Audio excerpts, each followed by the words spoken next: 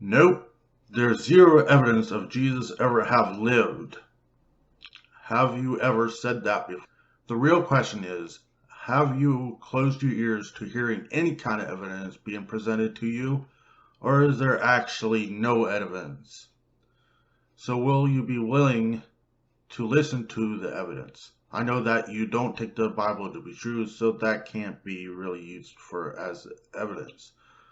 But what if I told you I can show you testimonies and records from historians that provide that evidence that Jesus Christ was an actual historical figure? Eyewitness testimony in historical written records is how we have information on people who lived in history, not a DNA sample or a strand of hair. So will you be willing to listen for a short time to find out?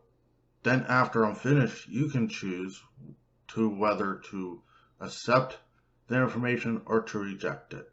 Flavius Josephus, a Jewish historian, lived from 37 AD to 100 AD. Testimonium Flavianum.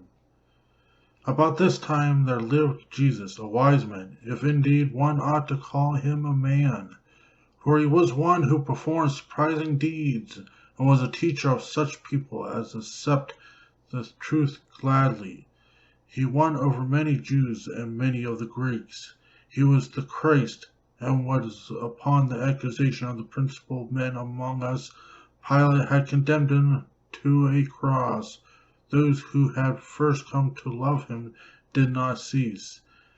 He appeared to them, spending a third day restored to life, for the prophets of God have foretold these things and 1,000 other marvels about him. The tribe of the Christians, so called after him, has still to this day not disappeared. In his book Antiquities of the Jews, Book 18, Chapter 3, Paragraph 3. Cornelius Tacitus, a Roman historian, lived from 56 AD to 120 AD. But all human efforts, all the lavish gifts of the emperor, and the appropriations of the gods, did not banish the sinister belief that the conflagration was the result of an order. Consequently, to get rid of the report, Nero fastened the guilt and inflicted the most exquisite tortures on a class hated for their abominations, called Christians by the populace.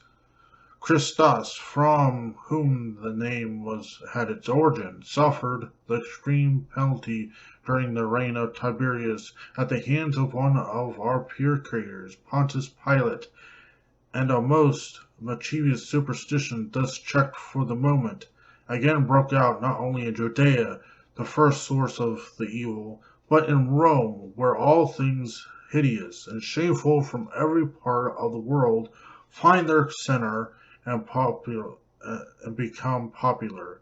According, an arrest was first made of all whom pleaded guilty, then upon their information an immense multitude was convicted, not so much of the crime of firing the city as of hatred against mankind.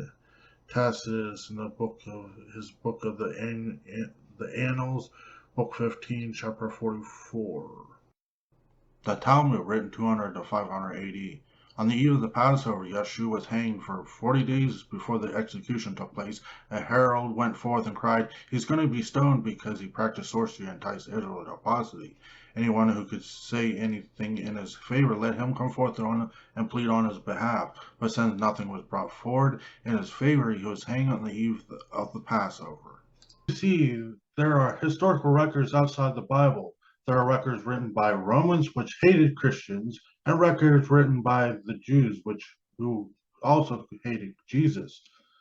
So now it's time for you to choose. Will you accept or reject?